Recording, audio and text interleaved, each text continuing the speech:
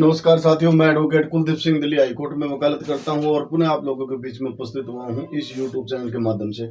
आज हम डिस्कस करेंगे आर्टिकल 25 की दो एक्सप्लेनेशन 1, एक्सप्लेनेशन 2। हमने प्रीवियस वीडियो के अंदर आर्टिकल 25 की क्लास 1 और क्लास 2 को डिस्कस किया था। क्लास 1 जो हमें ये बताती है कि प्रत्येक पर्सन को, हर व्यक्ति को अपनी धार्मिक आजादी है। वो अपनी मन मर्जी से किसी भी धर्म को आत्मसात कर सकता है, उसको मान सकता है, उसका अभ्यास कर सकता है, उसका प्रसार कर सकता है, यानी कि प्रोपोगेट कर सकता है। सब्जेक्ट टू कंडीशन है पब्लिक ऑर्डर, मॉरलिटी और हेल्थ को चलते चलते वो अपने धर्म को मान सकता है, अपनी मन मर्जी से उसका प्रसार कर सकता है और उसको प्रोपोगेट कर सकता है, यानी कि उसको धार्मिक आजादी आर्टिकल 25 देता है, पार्ट 25 देता है। लेकिन 25 में साथ में ही आर्टिकल 25 के अंदर ही क्लास 2 के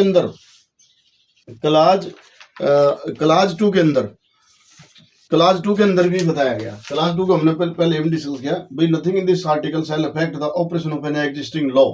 वो भाई ये जो क्लास 1 है, क्लास 1 के अंदर जो आजादी दी गई है, हर पर्सन को आजादी दी गई है अपनी मनमर्जी से किसी भी धर्म को अपनाना है, उसको आत्मसात करना है, उसका अभ्यास करना है, उसको प्रोपेगेट या उसको प्रसार यानी उसको फैलाना है।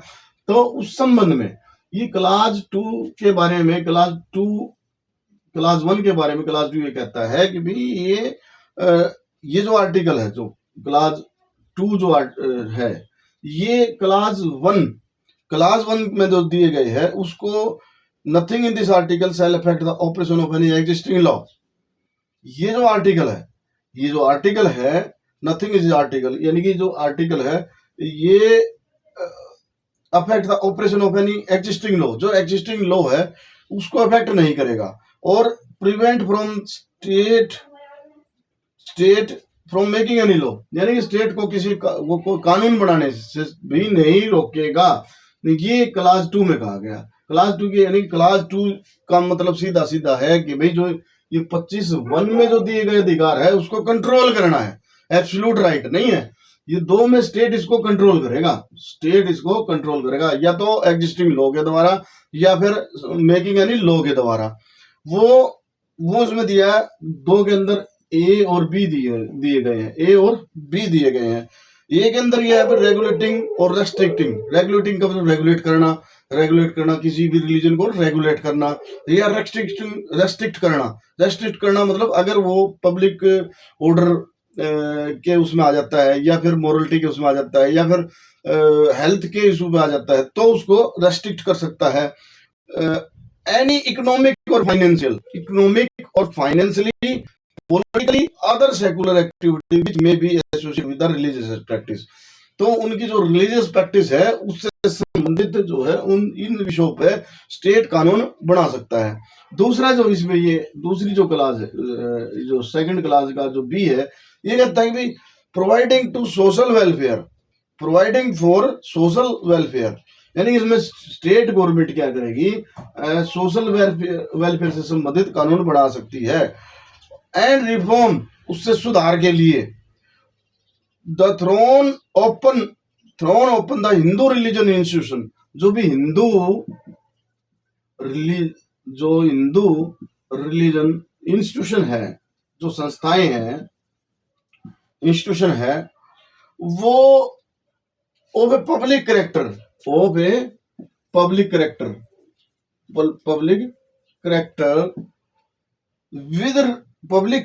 टू all classes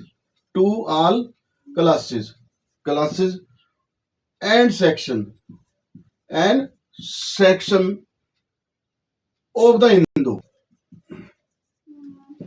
भाई ये जो उसमें सुधार के लिए, सोशल वेलफेयर के लिए और उसको सुधार के लिए कोई भी, और open of Hindu religion institution, अगर हिंदू रिलीजन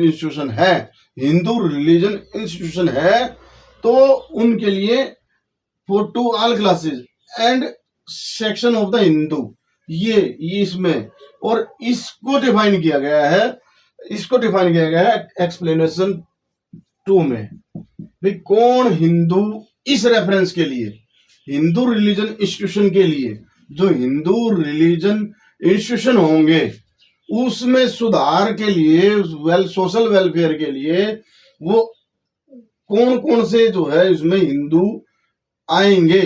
तो हिंदू कैटेगरी कौन कौन सी आएंगी इसमें? सिख, जैन यानी कि जैना, और Buddhist, BUDDHIST, Buddhist, they are included. ये इंक्लूड होंगे। जो भी हिंदू इंस्टीट्यूशन होंगे, जो भी हिंदू रिलीजन इंस्टीट्यूशन होंगे, वो प्रत्येक सेक्शन के लिए खुले होंगे, प्रत्येक सेक्शन के प्रत्येक उनके लिए खुले होंगे। वो सेक्शन ऑफ हिंदू के लिए, तो उसमें हिंदू को डिफाइन किया भाई हिंदू किसको, इस सोशल वेलफेयर के लिए, सोशल वेलफेयर के लिए या फिर रिफॉर्म के लिए, कहा? हिंदू रिलीजन इंस्टीट्यूशन के अंदर।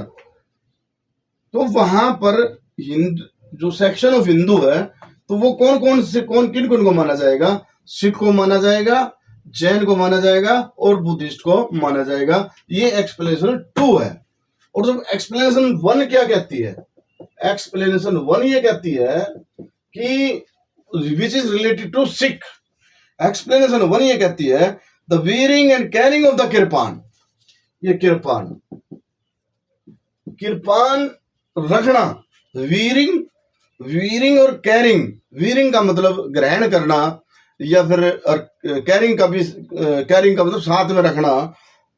और फिर kirpan shall be deemed, shall शब्द है, सेल का मतलब कंपल्सरी है, शैल बी डीम्ड माना जाएगा टू बी इंक्लूडेड, ये शामिल होगा।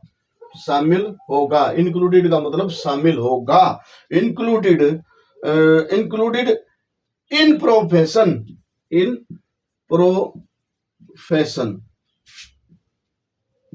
Profession of Sikh religion. ये सिख रिलीजन में आएगा। भाई कोई भी सिख अगर किरपान रखता है या वीरिंग करता, वीरिंग एंड कैरिंग, वीरिंग का मतलब भाई इसको डालते हैं या फिर साथ में रखते हैं। 2 शब्द है इसमें, वीरिंग और कैरिंग। वीरिंग का मतलब बेल्ट के माध्यम से उसको वियर करना, पहनना, और या फिर उसमें साथ में रखना, 2 शब्द है।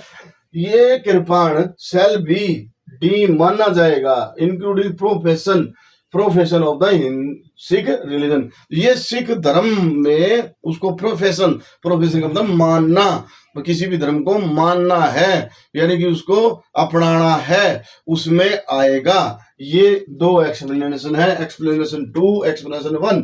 एक्सप्लेनेशन 1 किरपान से संबंधित है। सिख धर्म के अंदर भाई किरपान रख सकते हैं, किरपान रहेगी, और वो सिख जो है रिलीजन के अंदर माना जाएगा, प्रोफेशन के अंदर माना जाएगा उसको। और ये जो एक्सप्लेनेशन 2 में, एक्सप्लेनेशन 2 को समझने के लिए हमें आर्टिकल 25 की क्लाज 2 को समझना होगा। आर्टिकल 25 की जो क्लाज 2 है, वो कोई भी जो है उसमें स्टेट गवर्नमेंट है किसी भी धर्म को सुधार के लिए, रिफॉर्म के लिए एग्जिस्टिंग लॉ को उसको ऑपरेशन कर सकता है, यानी कि उसका इस्तेमाल कर सकता है स्टेट, और कोई कानून बना सकता है किस संबंध के लिए? सोशल वेलफेयर के लिए और सुधार के लिए। किसी भी हिंदू रिलीजियस इंस्टीट्यूशन के अंदर भाई इनको पब्लिक करेक्टर है, जो पब्लिक करेक्टर के उसमें 2 classes and section of the Hindu. भाई इसमें हिंदू समझने का मतलब है कि इसमें ओपन के लिए, यानी कि इनको शामिल किसको किया गया है? किसको शामिल किया गया है भाई? तो सिख, जैन और बुद्धिस्ट को शामिल किया गया है। तो ये जो है आर्टिकल 25 की एक्सप्लेनेशन 1 और एक्सप्लेनेशन 2 हमने की। तो ये बहुत ही इम्पोर्टेंट है। और इसके बाद हम आर्टिकल 25 के बाद हम 26 को हम नेक्स्ट वीडियो में इसको डिस्कस करेंगे। Thank you.